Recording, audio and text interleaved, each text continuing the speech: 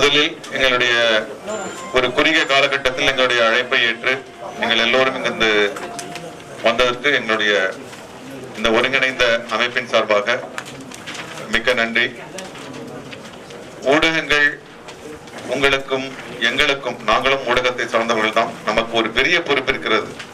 இந்த பதட்டத்தை மேலும் பரவ விடாமல் மிக பொறுப்புணர்வோடு இந்த காவிரி நீர் சம்பந்தப்பட்ட விஷயங்களை மக்களுக்கு கொண்டு சேர்த்து அவர்களை தெளிவடைய வைத்து நாம் இதை சட்ட ரீதியாகத்தான் அணுக வேண்டுமே தவிர அவர்கள் செய்கிறார்கள் அதனால் நாமும் செய்வோம் என்கின்ற ஒரு பதட்ட நிலை இங்கே உருவாக கூடாது என்பதுதான் எங்களுடைய அக்கறையும்.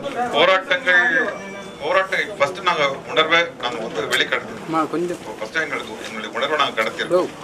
போராட்டம் எதற்கு ஒரு கோரிக்கை வேணும் இல்லைங்களா? இப்ப கோரிக்கைகள் எதுவும் இல்லை.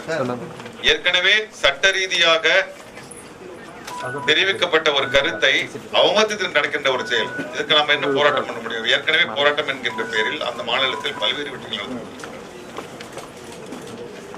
நீதிமன்றத்தை அவமதிக்கின்ற வகையில், ஏனென்றால் இது நீதிமன்றம் சம்பந்தப்பட்டது, அரசு சம்பந்தப்பட்டதை தாண்டி ஒரு நீதிமன்றம் சார்ந்த ஒரு கண்டெம்ட் ஆஃப் கோர்ட் மாதிரி இங்க நடந்துட்டு இருக்கு. இது நாமும் அதை செய்ய வேண்டுமா என்று ஒரு பெரிய கேள்விக்குறி இருக்கிறது. ஆக நீதிமன்றம் சர்வசாதாரணமாக ஒரு தீர்ப்பை சொல்லிவிடாது. மிக அலசி ஆராய்ந்து ஒரு 114 ஆண்டு கால ஒரு பிரச்சனைக்கு இதுவும் தற்காலிக ஒரு முடிவு தான். நிரந்தர பிரச்சனைக்கு ஒரு தற்காலிக முடிவு கிடைத்திருக்கிறது. என்ன கோரிக்கை?